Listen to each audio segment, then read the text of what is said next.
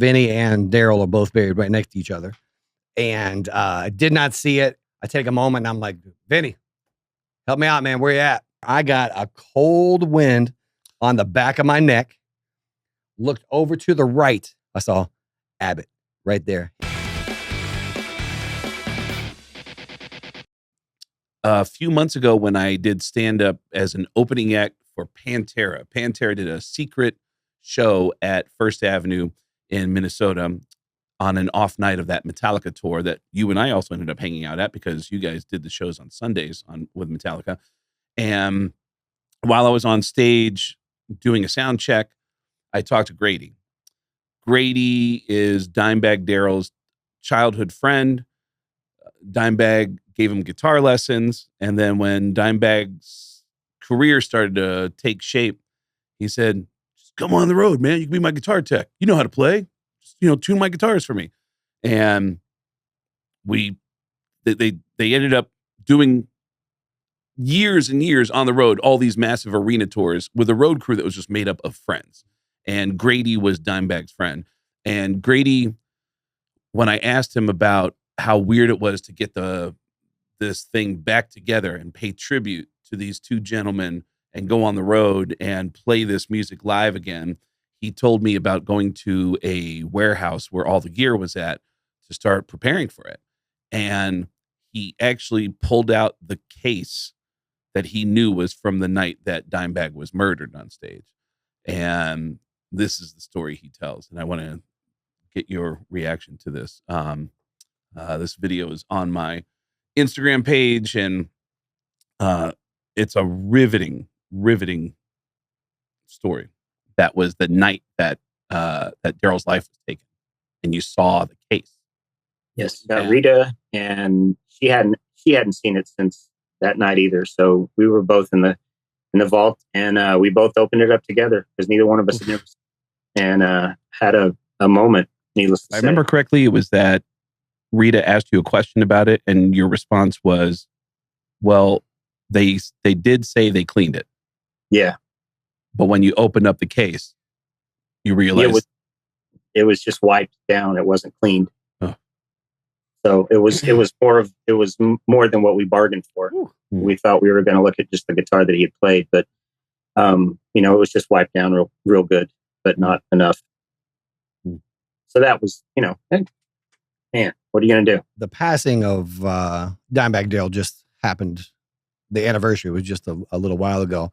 20 years. Yeah, I didn't know Daryl, but I knew Vinnie very well. Vinnie lived here in Las Vegas, and I would always have Sunday fun day over at his house where you'd go to his house and there'd be tons of people there. Vinnie's cooking in the kitchen the whole time, just making food. He had these like a peanut butter stuffed jalapenos. Oh, just so good. Was such an incredible host. But this reminds me of a story. After he passed, we were playing down in Texas, and we're that far away from where Vinnie was buried.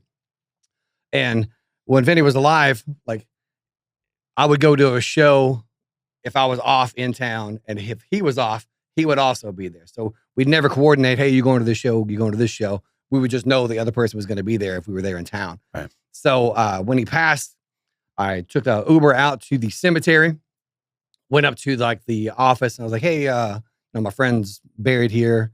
Just need direction as to where he's at so I can go say hi. And she goes, well, if you go out there, circle the lake, and the plot's big enough that you'll see it once you get out there. And this was a hot Texas summer, crazy hot. And I walk out there just sweating, walking around the whole the lake out there, and I don't see the site because Vinnie and Daryl are both buried right next to each other. And I did not see it. And I, just for a second, I take a moment and I'm like, Vinnie, help me out, man. Where you at? Hot Texas summer. I got a cold wind on the back of my neck. Looked over to the right, just over the hedges. I saw Abbott right there. It was like maybe 15 feet from me, and I just didn't see it. But no reason for a cold wind in the middle of this hot ass Texas summer. But even then, the energy was still there, and I felt it on my neck. Looked over, and then I saw Abbott, and I was like, hey, Thank you, Vinnie. Man, that conversation that I had with that dude, Grady, so many cool stories came out of that made me think, man, I only met that guy in passing, but now I wish I really knew that guy, because the stories about those two dudes, I knew from in a peripheral way. I knew Vinnie because he was a big stand-up comedy fan. Oh, yeah.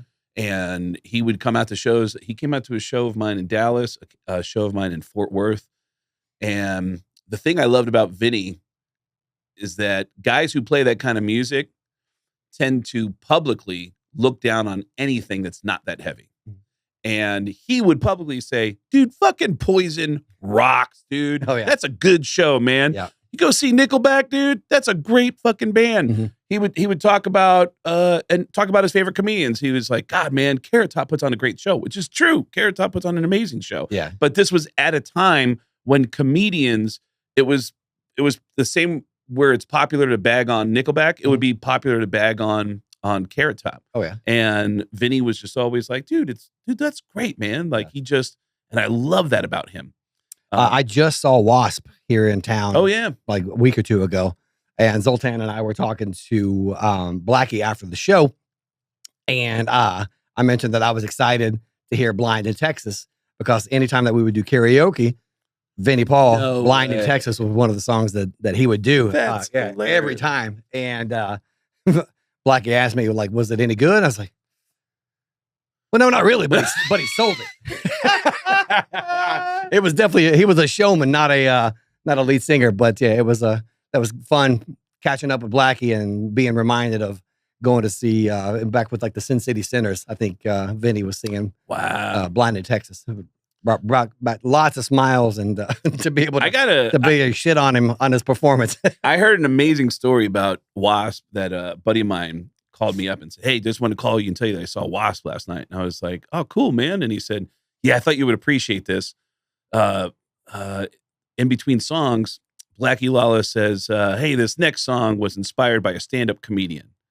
And he said, I lived in LA and we used to go to the Comedy Store all the time. And there was a guy that would come on at the very end of the night. They wouldn't let him perform until the very end of the night.